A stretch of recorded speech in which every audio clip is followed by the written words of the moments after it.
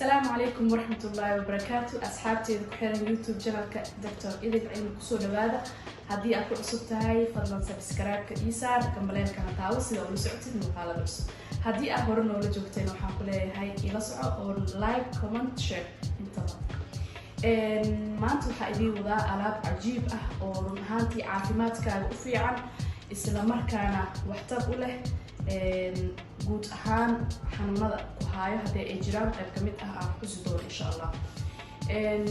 Alaabta waatana bocor oo insha allah aan ka samaysan doono salad. bocorka Soomaalida haddaynu nahay badanaa waxaa loo adeegsadaa suugada oo kaliya in lagu darsado dadka qaarna ma jeclo oo lama tusi karo. waxaan rabaa maanta inaan bocorkaaneed cuntooyin ka samayso.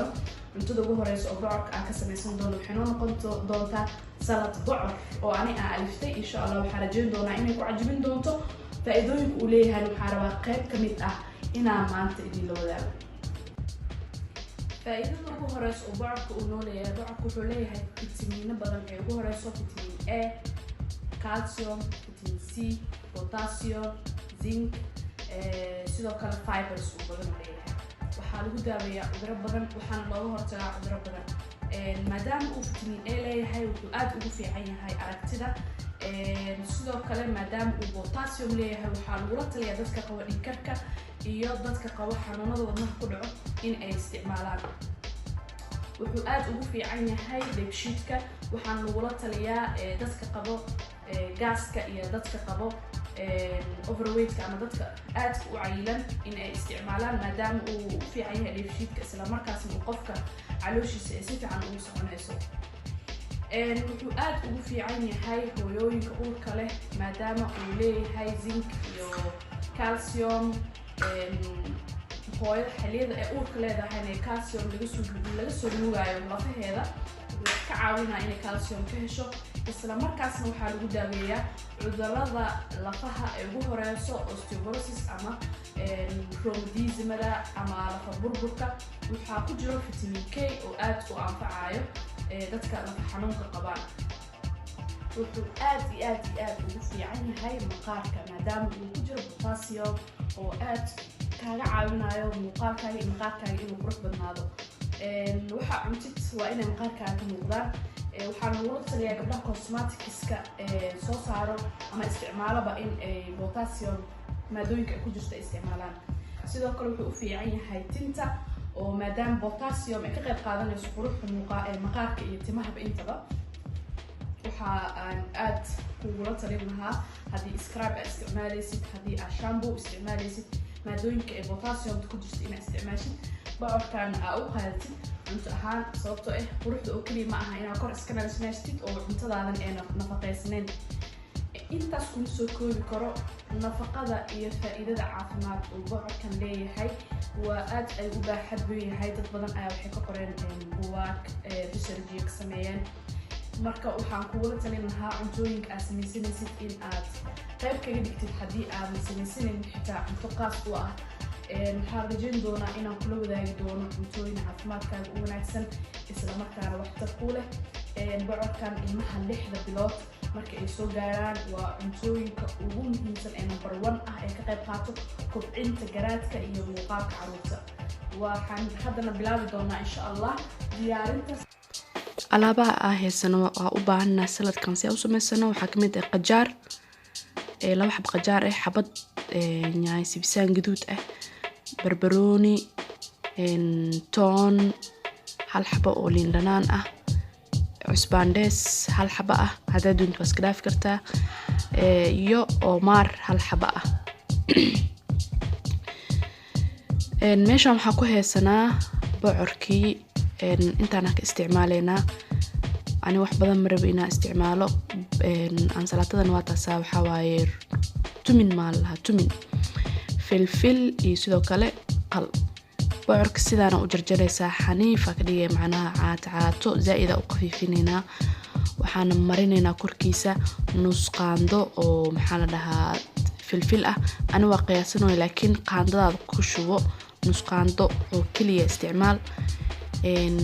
meeshaanaytan waxaa hadda ku wataa toon aan soo tumay. toonti waaye, toonti waa marmarinaynaa. bahalka marmarinayna si fiican ugu masaajinaa waxaan rabnaa bocorka inuu noo noqdo bocor caraf badan oo la fahmin inuu bocor yahay xitaa cusbo yar aan isticmaalayaa iyadana nus qaando oo kale korka ugu shubaaya waxaan dabka saartay birtaawadii hadda birtaawada markay soo kululaato waxaan isticmaalaynaa in yar oo saliid ah ama nus qaando saliid ah birtaawadaada hadday tahay birtaawadan istiig waa nus saliid nus qaando haddii ay mid ku dhigays ay tahayna 2 qaando oo kale isticmaal bocorkii oo aan waxyaabihii aan soo marmarinay ayaa hadda dabka saaraya waxaan sugaynaa marka aan dabka saarno ku dhawaad 2 daqiiqo oo kale markii 2 daqiiqo la gaaro insha Allah waxaan ku darsanaynaa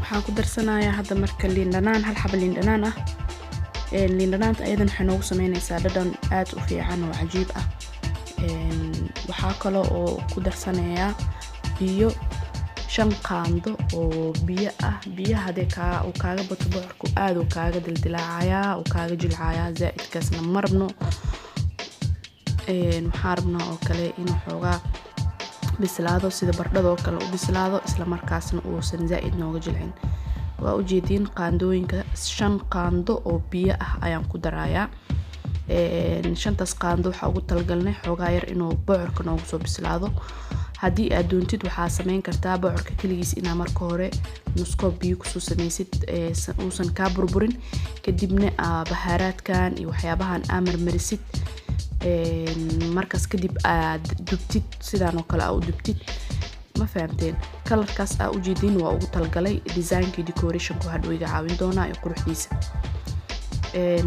bocorkii waa kaasa sidaas oo noogu soo bislaaday bocorka 2 qaybood waa u isticmaali doonaa qaybna waa shiid doonaa qaybta kalena waxa u isticmaali doonaa saladkeena inaan ku darsano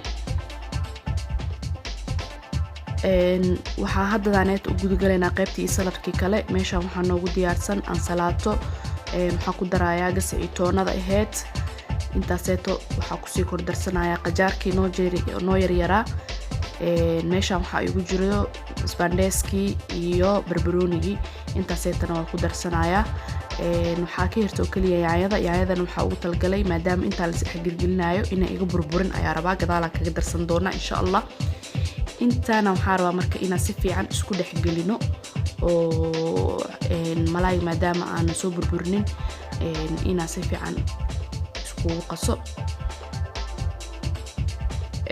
waxaan saladkaaneeto ku darsan doonaa insha Allah filfil nus qaando oo filfil ah saladka waa lagu darsadaa filfisha dhadhan fiican u sameysaa laakiin aysan kaaga badanin nus qaando filfil ah ayaan ku darsanayaa iyo xabad liin dhanaan ah laakiin liin dhanaanta hadhow ku darsan doonaa hadda waxaan ku darayaa filfil ma fahamteen sidoo kale waxaa hadda ku darsan doonaa yaanyadii oo aan soo yareeyay ayadana waan dhexgelinayaa